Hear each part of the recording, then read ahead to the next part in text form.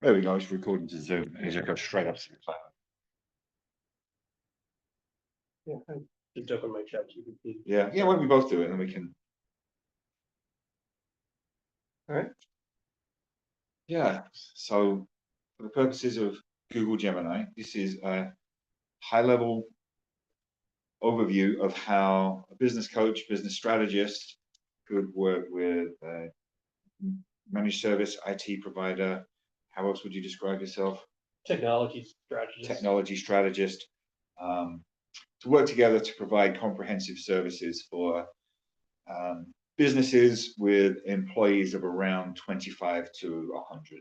Yeah. So how would a senior business leader and a senior technology leader offer fractional consulting for companies of that size? And what are the best value propositions and what are the services we can provide? Both focus on has to do with process, how people do business, with the last piece of the solution being the platform or the technology decision. What types of problems would we solve? Yep. What would be the synergies, the way in which we could work together, while also keeping our own unique strengths and skills separate and putting that together in one holistic presentation, marketing plan, pitch to companies in order for them to be able to understand that this would be really useful for them moving forwards. Mark talks about a lot of companies' technology being obsolete already. He said up to 80%, was it? He said. My guess is that's going to get closer to 100% very, very soon with the adoption and use of AI, particularly businesses kind of going out on their own to use some of the apps, some of the technologies, and leaving themselves potentially extraordinarily vulnerable to what do we call it when things go wrong? Using clean words, Doesn't have to be clean, does a it? clusterfuck. Yeah, yeah, and as we've spoken before, it's the human part of this that really messes up. Generally the technology is pretty safe, but the human use is where the vulnerabilities lie. So yeah, I think that that there's an absolute synergy between the two, between helping the people implement the systems in a really safe way that strategically get the results that they want. And I think from an approach perspective, the first thing we would focus on would be understanding the business owner or the CEO or senior leadership team's vision. What do they want to achieve? So that we're all crystal clear on what they want to do. Then we would have to do some kind of current state assessment. Yep. Who's doing the work? How are they doing it? What are they using? What are the gaps in what they're doing? What are the opportunities in what they're doing? And identifying areas in which we believe they can derive the greatest value, whether it is through operational efficiencies focused on people, processes, external communication, or whether it is optimization of a current solution or offering. How do they better market? How do they get the message out there? And are there better technologies and human processes that can help them achieve their goal? Yeah, yeah. A lot of things I'm hearing are just around. It's all very well installing great AI services and programs, but who's going to train them? You almost need to train them the way you would train a human being. Who's going to oversee them? Who's going to make sure that they're kept up to date? And then there's the safety and security factor, which is going to be intense once hackers start seeing the vulnerabilities of some of these systems, some of these softwares. Right. And as part of that initial assessment, when we talk to the people about how they're doing work, in my experience, smaller organizations tend to have what I call rogue IT, that one group will be using a solution, whether it be Airtable or ChatGPT. Yeah. Other groups don't even know they're using it. So any information gained is lost. And the business leaders are, acting on half information to make key business decisions. So when we look at AI, um, what's happening? What are they not? What are they not doing, or what do they not know about? Um, from a security perspective, if there are no ways to limit the ways in which their team are using technology or AI, it's the equivalent of leaving a 3-year strategic plan printed in a competitor's boardroom. For sure. Yeah. Yeah. Yeah. It's so much to think about. And I think very few people are even, they might, because they're so focused on their day to day, what are the 50 tasks on their to-do list that they never get beyond number 4 on anyway, without even thinking, well, how do we adopt this technology? Who's in charge of adopting this technology? What technology do we adopt? Who do we need to bring in? There are so many levels to all of this. And yeah, I think the the market we can serve is in some way fractional from, like, all across really being advisors all across the C-suite, because they're all going to have to be involved. There's prices, right? There's the CFO. How much are we investing in this? Well, what's the price we're not investing? I mean, that's the other question It's to the answer. risk reward. Right? Yeah, I'm sure you work with some CTOs and folks like that are going to be like, well, too much, Right. way too much, But there are going to be some CEOs that think, hey, this is the next new thing, and let's get driving, and let's start it today and build the plane as we take off. And that's really, I think, where we really start to align from a strategic perspective is what's the cost of doing it versus what's the cost of not doing it. Mm-hmm. Yeah. Question for you, um, from a thematic perspective, with the individuals that you're helping right now, like within the last year and a half, are there topics or areas of issue that you always seem to end up uncovering, right? Are there constant themes? Sometimes with um, owner-led companies, they're a little too close to the baby, so they don't want to hear ways they can improve it. Mm-hmm. Other times, if there are employees that have been doing a function for 20 years, there's a high resistance to change, Yeah. which is going to hamper growth. So are you seeing themes or topics that people come back to you with? Yeah.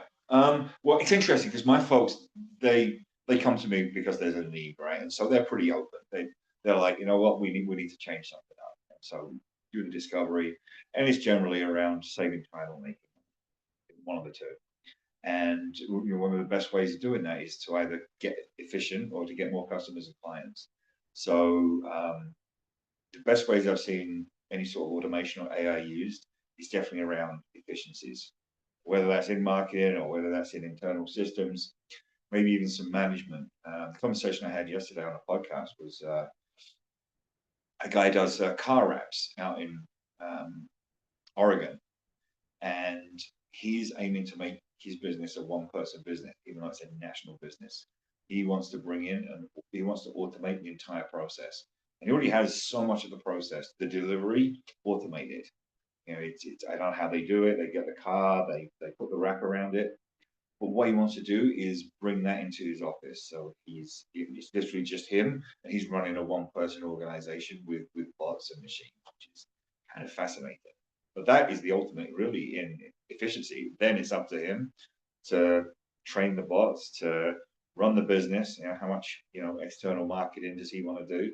And yeah, probably once he's got it set up, a few less headaches, because these bots aren't calling in sick. They're not, slacking on the job. They're not saying stupid things to customers, responding emotionally. Once they're trained, they're doing the job. What would you say are the common obstacles um, with the clients that you help that don't necessarily always realize the 100% potential? It's, I think, a combination of time and fear. Fear being, am I really going to be able to learn this crazy stuff? Because I've seen Elon Musk walking robots across the stage. I can't possibly do that from my computer. And yeah, you can't, but there are a ton of things that you can do. And it's the age-old thing, which I work with people on all the time, is time. Are you pulling yourself out of your day-to-day, the delivery, your deliverables, your products, your service, to work on the business? And this is, to me, this is prime working on the business. I think every dollar and every hour that you spend educating yourself, learning about some of these tools, implementing them, getting that iterative feedback, and staying that few steps ahead of your competitors. I think every dollar you spend now is going to be like that exponential rise, like you saw with Amazon stock or something, Apple stock 20, 25 years ago. The investment in your time and your business is going to pay dividends as long as you stick with it. But I think the other big challenge is people use it a little and go, that's kind of cool, and then they forget about it because there's no plan or strategy in place. Yeah, I would say that that's a big problem that I run into, is that introduction of new processes or technologies are viewed as nice to have by the staff, Yeah, and there's not the mandate essentially that things are going to change. I think of the failures I've witnessed. Um, One, it's fear and change based. They just don't want to change, yeah, or they don't trust the new system, or they don't believe they need to do anything differently. And the second is the expectation that buying the right solution or implementing the right solution is the panacea to all problems. hmm That they yeah, plug it in and they can walk away.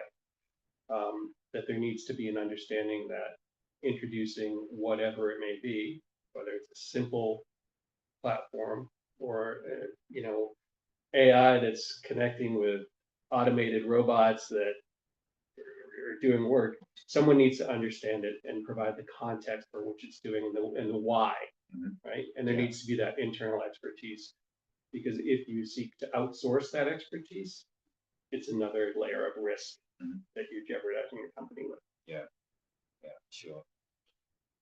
These are all really good points. Some of these I haven't even considered. Yeah. Yeah, and we're gonna listen back to this audio in 3 months ago. We knew nothing. Right? What we should do? We should rig it so that we both do our 10 minutes at the same time and do a joint this. Yeah, yeah, Talk AI and help people also understand what we do yeah. With the group, with the group. yeah. So this is how you sell us individually or collectively. Yeah, and also help some of them just get over that fence of the. Yeah, the challenges are I think they're the day-to-day challenges that a lot of businesses have, right? The resources, specifically time, money, and imagination. And I think ultimately this one comes down to imagination. Are you that innovative leader that is willing to jump on this and to get on this early, so that your competitive advantage comes from your ability to execute and your knowledge, and when things change, and they're going to change extraordinarily quickly, they're going to be very rapid, that it's not drinking from the fire hose, that it's just minor adaptations along the way.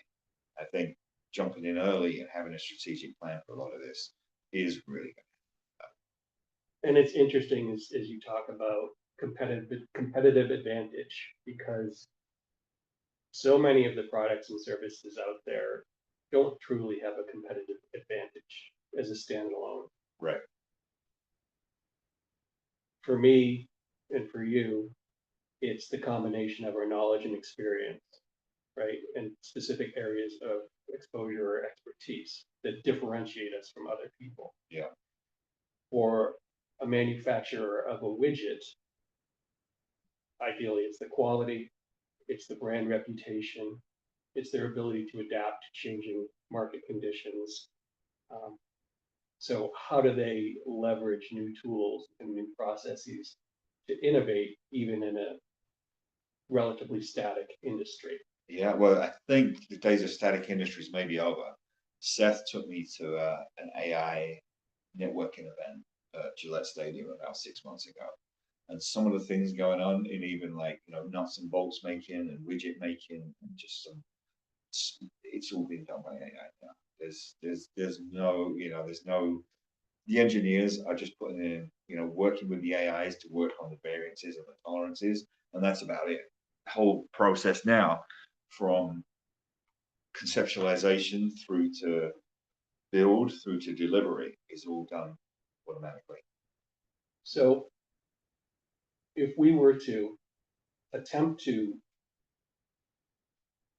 sit back objectively and imagine sitting across the table from you and I, Yeah, why should people hire us?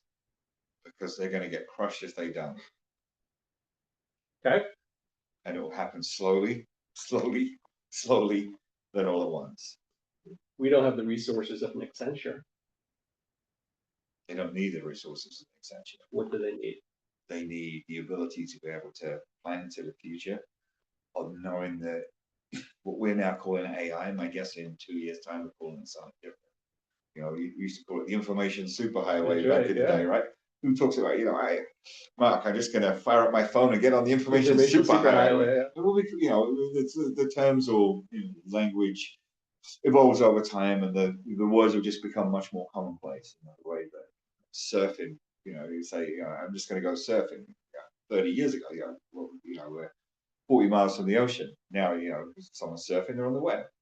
So the terms will adapt over time. And the other thing that will adapt over time is just the normalcy and the level of normalcy. That you've got folks now that if they suspect that they're talking to a bot on the phone, may just put the phone down. I want a person. I want to call another company. My guess is in 12 to 24 months, that will become, I don't want to talk to a person because the bot is so much more efficient, effective. I get the results, and I don't need to talk to a person. It's like if you want to order concert tickets, you can now order your concert tickets, pick your tickets on the app. It's got all your information. It's a 5-second process. Or do you want to call Ticketmaster, wait 25 minutes to get in line, then you call up, and then you're backwards and forwards with a person who's may or may not be in the same country, on the same time zone, understand what you're talking about, talking you through where the seats are, what the price points are, all of that. The second example is how we're doing business today. The first example, the Ticketmaster, just getting on an app and boom, is where we're going. I saw a video that said that cell phones will be pretty obsolete in 3 years' time. They'll be little slave devices. That we won't have a need to actually have a cell phone so much as like augmentation, maybe like a little headphone that you can just have anytime you want to. You can just kind of talk to your bot, and your bot goes and does everything. The meeting we just had and spoke with Mary about the video, it's crazy what that was doing. It was literally crazy. He was programming it to make bids on Facebook Marketplace for, I can't remember, it was a while ago since I watched the video, but it was making like bids on items. I think it was like some sort of fireplace he wanted, and it went out and found all the local fireplaces and didn't just like say, hey, is this available? It started into conversations with, hey, would you accept $125 instead of 250? And then it was to get into negotiations. It was like, what would you, when could we pick it up and all that? And just from a few prompts on ChatGPT operator. That's so far beyond just those algorithms that get into eBay and just raise it by a penny or a dollar so that they win. But built on the same technology, just so much faster. And I wonder from a macro level, that type of scenario comes with a great deal of threat, right? That if a malicious actor had a sophisticated AI tool, they could take down a public company. Absolutely. With trading. Yep. Combined with misinformation, right? So if you look at it that way, we'll call it nation state actors are going to engage in that type of thing. But then from a small business perspective, how do hackers or competitors outmaneuver businesses in a bid process or for a vital piece of equipment that has limited supply? Yeah. Or use it to hijack traffic that's going to their site Mhm. and sell the same knockoff product. Cloned websites, Yep. cloned videos.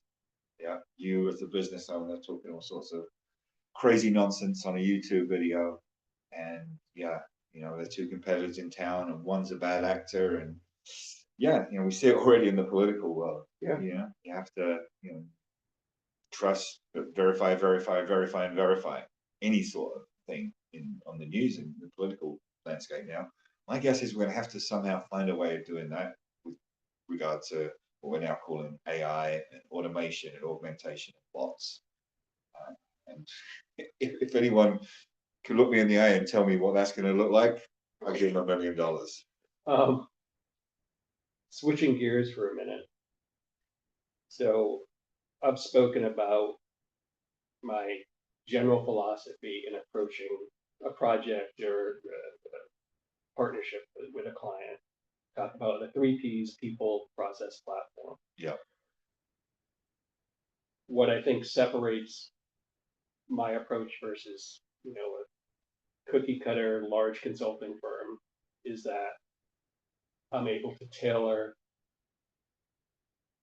specific solutions to the culture, dynamics, and goals of the company, right? So it's not prescriptive so much as diagnosis and Yeah. then prescription. What would you say your differentiator is? Very similar. Yeah. Mine is a lot of coaches I see are great motivators, and they're great at putting in their preconceived plans and notions of things the way businesses could and should run. And for a lot of businesses, that's great and that's really useful.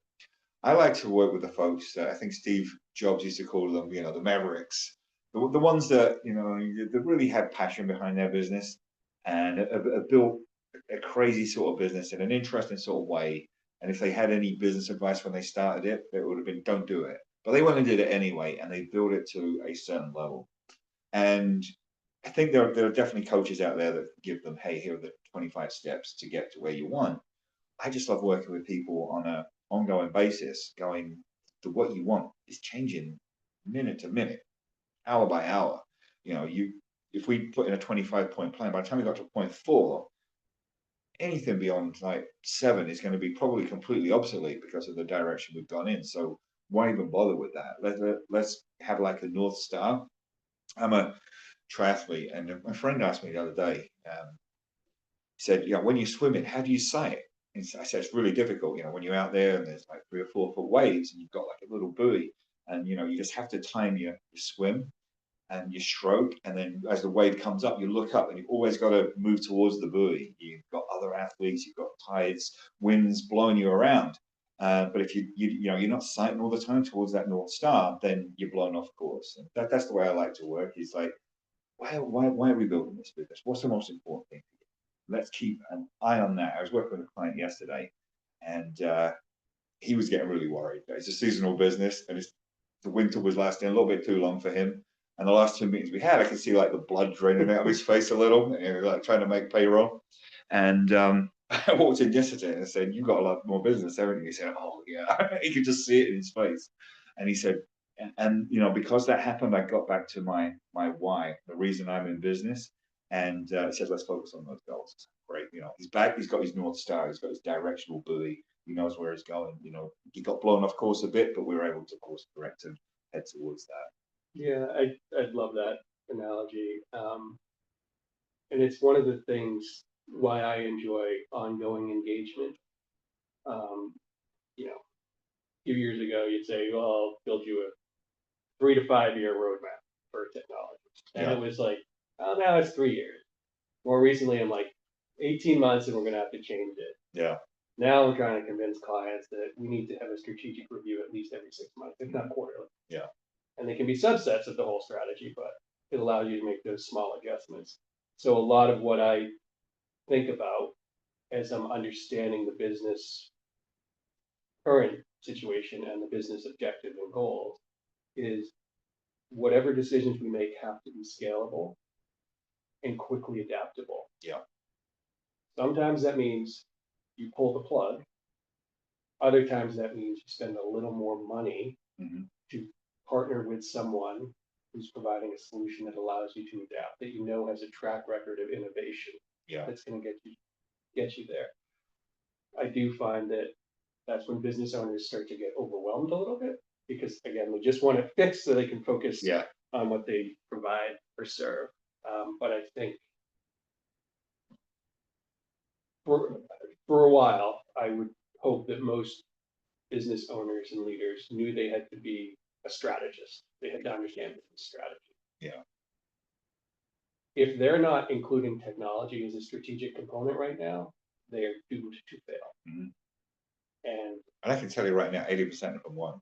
they won't. They still see it as shit. But you have it. So,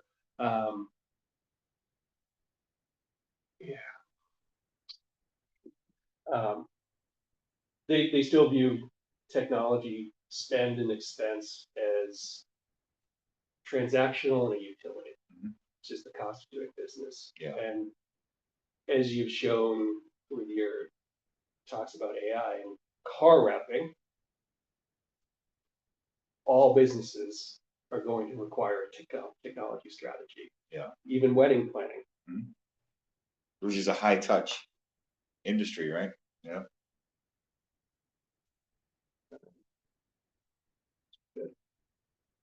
I'm going to invite you on a podcast if you're up for it.